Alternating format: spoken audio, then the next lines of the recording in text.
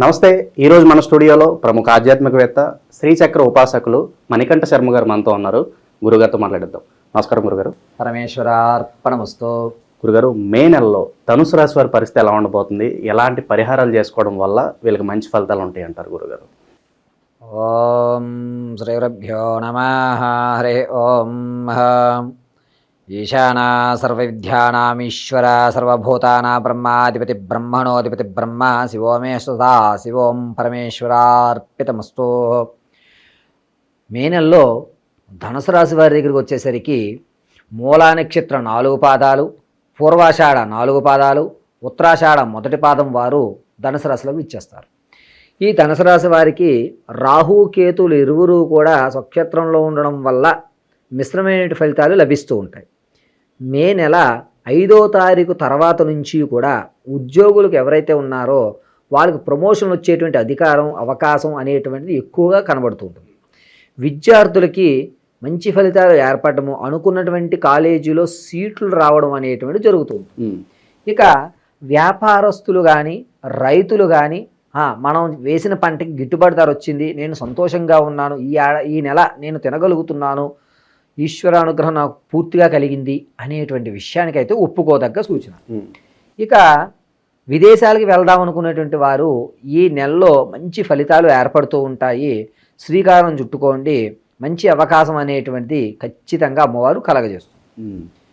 స్త్రీల విషయానికి వచ్చేసరికి మీ మీద నేలాపనిందులు పడేటువంటి అవకాశం ఏర్పడుతుంది. కాస్త మిమ్మల్ని చిన్న చూపు చూడటము, నువ్వు చెప్పేదేమిట్లే అనేటువంటి ఒక విధమైనటువంటి మిమ్మల్ని తూచ్యంగా మాట్లాడటం అనేది జరుగుతూ ఉంటుంది. బాధపడవలసిన అవసరం లేదు, అమ్మవారి అనుగ్రహంతో ఆ యొక్క కష్టం కూడా తీరిపోతుంది. ఇక ఈ ధనుసు రాశి వారు ఇంకాస్త మెరుగైనటువంటి వ్యవస్థకి, అంటే సినీ రంగంలో ఉన్నటువంటి వారు ఇంకాస్త శ్రమ పడవలసి వస్తుంది అనేటువంటిది చాలా ముఖ్యం. రాజకీయ నాయకులు కూడా మిశ్రమైన ఫలితాలు ఏర్పడతాయి.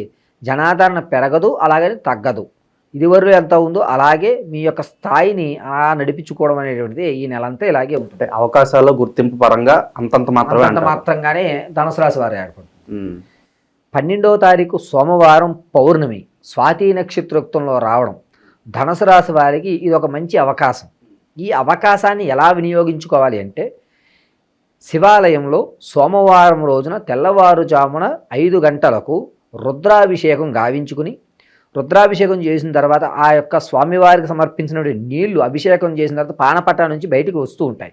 ఆ పానపట్టాలలో ఉన్నటువంటి నీళ్లు మీరు ఒక రాగి చెంబులో పట్టుకుని శివనామ పంచాక్షరి చెప్పుకుంటూ నమ శివాయ నమః అని ఒక 108 సార్లు ఆ స్వామివారి అభిముఖంగా కూర్చుని జపించుకుని ఆ తీర్థాన్ని తీసుకోండి. మిశ్రమైన ఫలితాలు, అంటే ఒక స్థాయి నుంచి నేనున్నాను నీకేం కాదు నడు అని చెప్పి మనకి నమ్మకము, దారులు అనేటువంటి వాటంతట అవి ఏర్పడేటువంటి అవకాశం ఏర్పడుతుంది. అది కూడా మే 5 తర్వాతనే ఈ రెమెడీ, అంటే 12వ తారీఖు పౌర్ణమి సోమవారం స్వాతి నక్షత్రంలో చేయడం చాలా చెప్పదగ్గ సూచన. ఇక రైతులు పంట వేసిన తర్వాత మరొకసారి అవకాశం ఏంటంటే ఇంకొక బెటర్ అవకాశం మనకి కలగాలి అనేటువంటిది ఉంటుంది. వీళ్ళు ప్రతినిత్యము కూడా మీ యొక్క పంట పొలం గట్లు మీద మొత్తం 8 చోట్ల కూడా ఇంత బెల్లం ముక్క పెట్టడం వల్ల వీళ్ళకి తరువాతి పంట కూడా మంచి ఫలితం వచ్చేటువంటి అవకాశం ఏర్పడుతూ ఉంటుంది. గురుగారు, అలాగే సొంత ఇంటికి అలా నెరవేరే అవకాశం నాకు కనిపిస్తుంది ఈ మాసంలో. వీళ్ళకి కాస్త ఇబ్బందిగానే ఉంది. సొంత ఇంటి కళలకి అంతంత మాత్రమే. ఏదన్నా దానికి ప్లానింగ్ అనేటువంటి దాన్ని ఇప్పుడు ఎవరన్నా అనుకుంటే కనుక నా సలహా మేరకు మే 18 తర్వాత మీరు ప్లాన్ చేసుకోండి. అంటే చూడడం కానీ ఏదన్నా సరే 18 తర్వాతనే శ్రీకారం చుట్టుకోండి. 18వ తారీఖు తర్వాత అయితే అవకాశము మీరు అనుకున్నటువంటి బడ్జెట్లోకి రావడము సరే మనకి కుదురుతోంది, వాస్తుపరంగా కానీ దిశపరంగా కానీ లేదా మనకు అనుకూలమైనటువంటి ఆర్థిక వ్యవస్థలో కానీ నడుస్తూ ఉంటుంది. ఇక ఆరోగ్యపరంగా ఎలా ఉంటుంది గురుగారు వీళ్ళకి ఈ మాసం? ధనుసు రాశి వారికి ఆరోగ్యం అనేటువంటిది కాస్త ఇబ్బంది అనేటువంటిది జరుగుతూ ఉంటుంది. ముఖ్యంగా నరాలకు సంబంధించినటువంటి ఇబ్బందులు కలిగేటువంటి అవకాశం ఉంటుంది. చెప్పాను కదండి, 12వ సోమవారం రోజున మాత్రం వీరికి మంచి అవకాశానికి శివాలయానికి వెళ్ళడం వల్ల ఆరోగ్య సమస్య అనేది కొంచెం తగ్గుతుంది. కానీ మరీ ఎక్కువగా సర్జరీ జరిగేటువంటి ప్రమాదం అయితే ఉండదు, ఇది ఖచ్చితం. రెండోది ఏమిటంటే గర్భిణీ స్త్రీలు మాత్రం కొంచెం జాగ్రత్త వహించాలి. మీకు తెలియకుండానే మీ యొక్క కడుపులో ఇబ్బంది కలిగేటువంటి అవకాశం కలుగుతూ ఉంటుంది. కాబట్టి ఎప్పుడూ కూడా నిరంతరము డాక్టర్ పర్యవేక్షణలో ఉండడం చాలా మంచిది ధనుసు రాశి వారు ఈ మే నెలంతా కూడా. గురుగారు, ఈ నెల వీళ్ళకి ఆర్థిక స్థితిగతి ఎలా ఉంటుంది? ఎవరన్నా ఏదన్నా వ్యాపారాలు మొదలు పెట్టాలంటే కనుక ఏ రంగాల్లో వీళ్ళు పెట్టుబడులు పెడితే బాగుంటుంది అంటారు? వీళ్ళు ధనుసు రాశి వారికి స్టాక్ మార్కెట్లో పెట్టుకోవచ్చండి.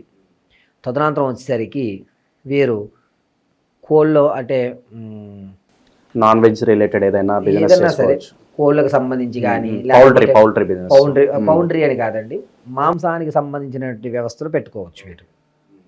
మాంసం దుకాణాలు లేదంటే కనుక వీరు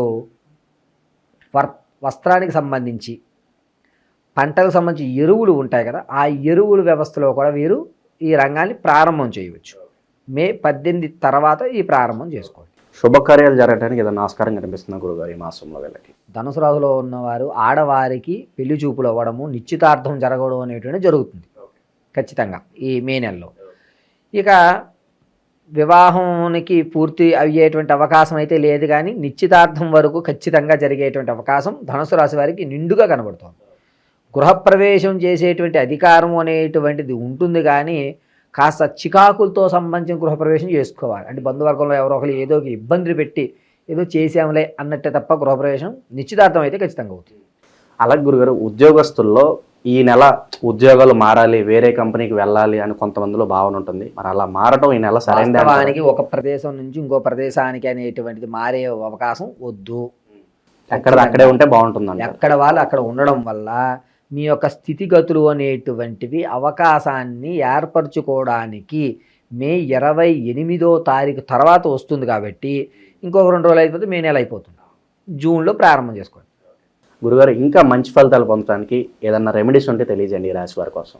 ధనుసు రాశి వారు ఇంకా అధికమైనటువంటి ఫలితాలు పొందాలి అనుకుంటే కనుక వీరు ప్రతి శనివారము తలస్నానం ఆచరించి హనుమాన్ దేవాలయంలో జిల్లేడు ఆకు తీసుకుని ఆ ఆకు మీద సింధూరాన్ని ఉంచి దాంట్లో కాస్త నెయ్యి అభికరించి ఆ ఆకు మీదే శ్రీరామ శ్రీరామ అని మీరు 108 సార్లు ఇలా ఈ వేలుతో మాత్రమే శ్రీరామ అని అదే ఆకు మీద అలాగే రాసిన దాని మీద మళ్ళీ శ్రీరామ శ్రీరామ శ్రీరామ అంటూ రాసి 108 పూర్తయిన తర్వాత హనుమత్ పాదాలకు అర్పించేయాలి.